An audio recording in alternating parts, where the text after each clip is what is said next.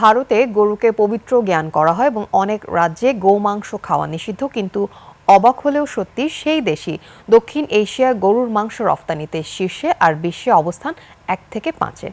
2025 সালে ভারত প্রায় 1.65 million metric ton গরুর মাংস রফতানি করেছে, যা আগের বছরের তুলনায় 4% বেশি। এবছর গরুর মাংস রফতানিতে দেশটি চতুর্থ অবস্থানে আছে। আফসানা নীলার ডেস্ক রিপোর্ট। গরুর মাংস বিশ্বের বেশ কিছু অঞ্চলে অত্যন্ত জনপ্রিয় একটি খাদ্য। অ্যাওয়ার ওয়ার্ল্ড ইন ডাটা এর তথ্য অনুযায়ী বিশ্বজুড়ে গত কয়েক দশক ধরে সব ধরনের মাংস খাওয়ার হার ক্রমান্বয়ে বাড়ছে। জানা যায় যুক্তরাষ্ট্র, চীন, ব্রাজিল, ভারত এই দেশগুলোই ঘুরে ফিরে শীর্ষ গরুর মাংস উৎপাদনকারী দেশ হচ্ছে বছরের পর বছর। ভারত দক্ষিণ এশিয়ায় প্রধান ও বিশ্বে অন্যতম গরুর মাংস রপ্তানিকারক দেশ, যেখানে গরুর মাংস কিংবা বিফ ভক্ষণ করার অভিযোগে দেশটিতে বহু নিরীহ মানুষকে আক্রান্ত হতে হয় সবসময়। তথাকথিত গো রক্ষক কিংবা যে দেশে গরুকে নিয়ে এত মাতামাতি, সেই দেশই গোটা বিশ্বে বিফ রপ্তানিতে কখনো 1 থেকে 3-এ, কখনো বা থাকছে সেরা 5-এ।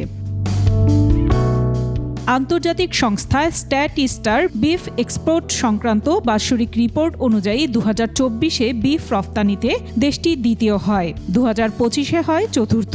দেশটির প্রধান গরুর মাংস রফতানিকারক প্রতিষ্ঠানের প্রধানরাও হিন্দু ধর্মাবলম্বীর। প্রথম 5টি প্রতিষ্ঠান হল আল কাবির, বিশ্বের বিভিন্ন দেশে 4500 টন গরুর মাংস রপ্তানিকারক দেশটির প্রধান সতীশ সাবারওয়াল। এরপর আল আরাবিয়ান, যার মালিক সুনীল কুমার। এমকেআর এক্সপোর্ট, যা নয়াদিল্লির প্রতিষ্ঠান, যার মালিক মাদাম এবট। তারপর আছে আল নূর এক্সপোর্ট, যার মালিক সুনীল সোদ। আর পঞ্চম বৃহত্তর গোমাংস রপ্তানিকারক প্রতিষ্ঠান উত্তরপ্রদেশের এভি এক্সপোর্ট, যার মালিক ওপি আরোরা। ভারতের বিভিন্ন রাজ্যে গো হত্যা ও গরুর মাংস বিক্রি আইনত দণ্ডনীয়। তারপরও কিভাবে এত পরিমাণ বিফ বিভিন্ন দেশে রফতানি হচ্ছে, এটি প্রশ্নের বিষয়। কেন্দ্র সরকারও এ নিয়ে উচ্চবাচ্য করতে রাজি নন।